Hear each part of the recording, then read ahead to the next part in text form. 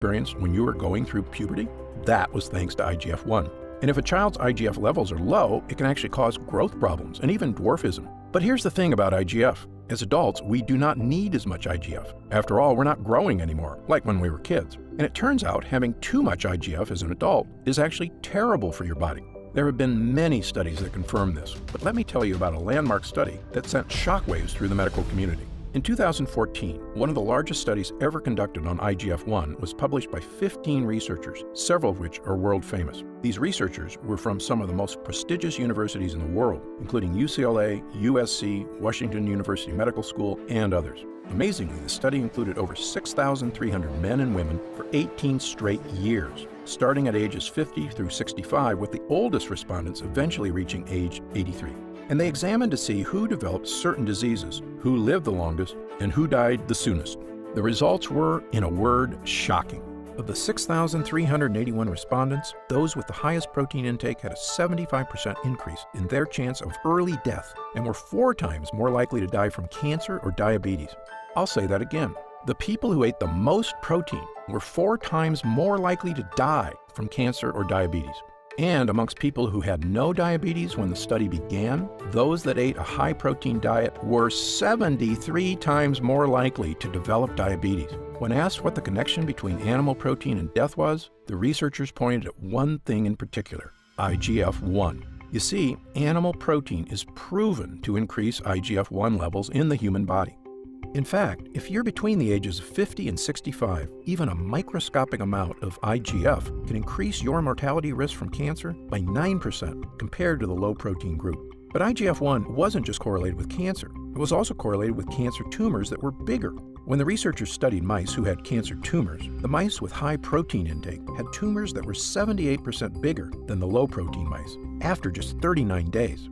Unsurprisingly, the high-protein mice with gigantic tumors also had 35% higher levels of, you guessed it, IGF-1. This is how the researchers summarized their results. Our study indicates that high levels of animal proteins promoting increases in IGF-1 and possibly insulin and aging may be the major promoter of mortality for people aged 45 to 65 in the 18 years following the survey assessing protein intake. When these results were published 4 years ago, many in the medical community were shocked. But I must say I was not. Why? Because I had been warning people about the dangers of IGF-1 for years. How long have the dangers been known? Well, this might make you angry. After studying 32,000 people in a major Harvard study, the Harvard Gazette reported that high levels of IGF-1 significantly increase the risk of colorectal, breast, and prostate cancer. Do you know what year this was published? It was 1999, almost 20 years ago. Why have these results been known for almost 2 decades and nobody has done anything about it? The answer is going to shock you. This once again comes down to cattle farms and money. You see, since 1994, growth hormones have been given to millions of cows in America. According to one study, bovine somatotropin, or bovine growth hormone, has been given to about 30% of dairy cows in America, and a staggering 90% of beef cows. The reason makes perfect sense, financially. Growth hormones have been shown to make beef cows bigger and heavier, and they get that way faster, so they can be brought to slaughter more quickly, and more money can be made by cattle producers. And in dairy cows, growth hormones trick cows into skipping the so-called dry period of their milk cycle, meaning that they can pump milk every day, resulting in about 10 to 40% more milk production. Is more milk good for dairy farmer profits? Sure. Is it good for cows who are not meant to lactate every day of their lives and often develop infections in the udders as a result? No way. And is it good for you when you drink milk that may be either tainted with infected pus or just as bad, pumped full of antibiotics to kill infections? Absolutely not. And whether or not you drink cow's milk, multiple studies have shown that all red meat consumption increases levels of IGF-1 in the human body. By the way, you might be wondering, haven't I heard of people using growth hormones somewhere else? Yes, you may have heard of one specific group of people who use growth hormones: bodybuilders. Several decades ago, some bodybuilders realized that they, like cows, could experience quicker muscle building and weight gain by artificially dosing themselves with IGF-1. And actually, if all you care about is muscle, it can have some short-term benefits. There's just one problem. According to Baylor professor Dr. Daniel Gwartney, who studied 1,578 bodybuilders, bodybuilders are 34% more likely to die than non-bodybuilders of the exact same age.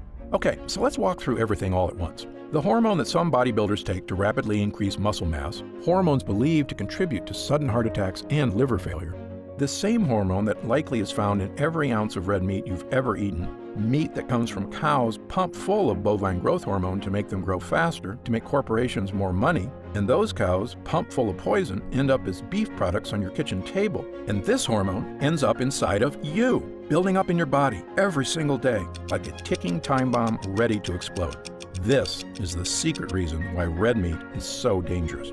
This is a modern problem caused by those money-hungry corporations pumping our cattle full of things to make them artificially bigger and less healthy than they ever were meant to be. Okay, now on to the good news. While consuming too much red meat can lead to weight gain, heart disease, diabetes, and cancer, fortunately, the inverse is also true. If you can simply reduce your red meat intake, even just a little, research shows you can experience dramatic weight loss, as well as a reduction in your risk of diabetes, heart disease, and many types of cancer. Notice I didn't say eliminate completely. I actually just said reduce. Yes, it is not necessary to give up red meat to be healthy, because while red meat can be dangerous when consumed at high levels, at low or moderate levels, animal protein can absolutely be part of a healthy diet. In fact, in a 2014 study published by the Harvard School of Public Health, researchers discovered that just reducing the amount of red meat you eat by 3.5 servings per week resulted in a powerful 14% lower risk of developing type 2 diabetes. So, if you want to live longer, lose weight, and feel healthier, the Harvard researchers made it crystal clear. Choosing more healthy sources of protein in place of red meat can confer significant health benefits by reducing chronic disease morbidity and mortality. Dr. Frank Hugh, professor, Harvard Medical School. So, step 1 of my protein hack for lower weight and better health is simple. Protein hack step 1. Eat 4 fewer servings of red meat a week. If you think about it, this is actually not too hard. After all, if you eat 3 meals a day, that's 21 meals a week. You just need to pick 4 of those meals that normally have red meat and eat something else. And believe me, there is a way to get plenty of protein and still eat the foods you love, as you're about to see. What are some better proteins to eat? Well, there are some great choices, but before I get to them, I must point out something that so many of my patients don't know. Switching to chicken is not the answer. Like I said, I do eat chicken, but if you simply swap chicken breast for red meat, not only will you not improve your health, you may actually make it worse. Firstly, store-bought chicken is usually pumped full of antibiotics. In fact, one chicken breast may contain almost as many estrogenic substances as an entire birth control pill. By the way, chicken may contain antibiotics even if it's labeled organic and free range. Here's something that you may be surprised by. If there's 100,000 chickens on an organic free-range farm, and one of the chickens gets sick, the veterinarian is allowed to dose the entire flock with antibiotics, and it's still considered organic. And who do you think the vet works for? The chickens? For you? No, he works for the billion-dollar poultry company. And again, their priority isn't our health, it's their profits. And pork is just as bad as chicken. The other white meat is actually loaded with IGF-1, just like beef is. So, what are the healthiest animal proteins to eat? 2 of the better sources of animal protein are actually wild fresh fish and shellfish, such as Alaskan salmon and wild-caught shrimp.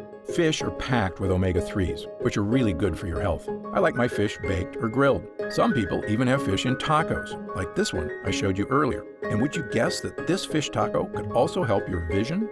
In fact, in one famous British study, researchers found people who ate fish just once per week cut their risk of macular degeneration in half. If you ask me, that's a great reason to get at least 1 serving of fresh fish per week. And while I do recommend fish as a healthier option than processed meat like hot dogs, bacon, and cold cuts, it has drawbacks. As you probably know, eating only fresh fish every day is both time-consuming and expensive. And this is still animal protein. Like red meat, fish is also associated with elevated IGF-1 levels. And according to the FDA, virtually all fish contains at least small amounts of mercury, which can lead to a whole range of health problems. So fish, while good, is still not the ideal protein. Fortunately, there's some great news here, because one of the best sources for protein on Earth doesn't even come from animals. It's actually from plants. A lot of people find it hard to believe that plants can provide enough protein for humans. In fact, I've heard more than a few people say something like this: you need to eat meat to build muscle. Well, tell that to a silverback gorilla, which has enough muscle to rip the door off a Chevy, but eats almost nothing but leaves and shoots all day. Or a thoroughbred racehorse, strapping with muscles, one of the fastest physical specimens in the animal world, which forage on almost nothing but grass and water every day. You might think, sure, that works for gorillas and horses, but humans need meat to survive, don't they? Like I said, I do love animal meat, but no, we don't need it at all. Just ask Samantha Stokely, a vegan Canadian nutrition expert. She looks like she's doing okay without meat to me. Or take a look at Nimai Delgado, a world-famous vegetarian pro athlete. In fact, Nimai has never eaten animal meat in his entire life. So, can plants give you tons of protein? That may be an understatement, but the best reason to eat plant proteins may actually be for your overall health. Remember the UCLA study that said a high-protein diet was associated with 4 times greater likelihood of death? Here's the one shocking thing they added after looking at all the data. These associations were either abolished or attenuated if the source of proteins was plant-based. Yes, you read that right. Plant protein is immune from the dangers of animal protein. That means all the health risks described in the study, all the terrible health warnings I gave you, they all disappear if your protein source comes from plants instead of animals. This is where my second protein hack comes in. Protein hack step number 2. To lose weight and get healthier, simply swap 4 red meat servings a week with plant protein instead. I cannot tell you how big a difference this can make in your life. Again, you may currently be eating 10, 15, even 20 or more servings of red meat a week, and all you need to do is swap out 4 of them for good, healthy plant protein, and you can experience all of the following. Skinnier waistline. Plant protein is associated with weight loss. Improved heart health. Plant proteins don't contain IGF-1. Fewer cravings. You can fill up on as much plant protein as you want without the health risks. And most importantly, sleep easy, knowing you may actually live longer because plant proteins not only don't incur the warning that animal proteins do, they actually can improve health, so you add years to your life. So plant protein is, in my opinion, the ideal protein to swap a few times a week for red meat. However, there is one health warning I must give you. Certain plants high in protein, such as quinoa, soy, buckwheat, peanut butter, and beans, are all packed with what I call one of the most dangerous things you can put in your body. They're called lectins. If you've ever seen my videos before, you know about lectins already. Lectins are tiny little proteins found in certain kinds of plants that are not supposed to be in your body. One famous type of lectin you may have heard of is gluten, but that's just one type. There's actually many found in various plants. Some common foods containing lectins are whole grain wheat, eggplants, and tomatoes. Many people have been told these are health foods, but in my opinion, they are anything but, because your ancestors didn't eat any of these so-called health foods. You see, tomatoes and eggplants weren't introduced to Western civilization until 1492, when Christopher Columbus discovered them in the New World and brought them back to Europe. Of course, he had no idea they were packed with lectins, or the impact they could have on human GI tracts, which had never been exposed to these foreign foods before. In the case of whole grain wheat, humans have been eating it a while longer, since farming began about 10,000 years ago. But even then, most societies historically removed the dark wheat husk and instead ate white bread, which is not a coincidence, because it's in the dark husk that gut-destroying lectins are contained.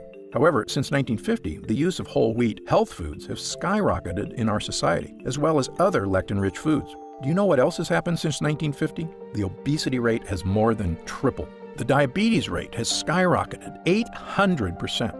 An astounding 70% of Americans are now considered overweight or obese, and I was one of them. You see, the nasty little lectins in these foods are experts at breaking the cellular walls in your gut. And when they break those cells protecting your gut wall, they don't just bust through your digestive tract. They leave a hole in the protective lining, meaning other bad stuff can now get through too. This, in short, is what we call leaky gut. Lectins making holes in your digestive lining. And leaky gut has been linked to all of the following: weight gain, digestive discomfort, including bloating, occasional constipation and diarrhea, also joint discomfort, fatigue, and even rashes and skin issues. So when it comes to plants, I have a big rule: avoid plants that contain lectins.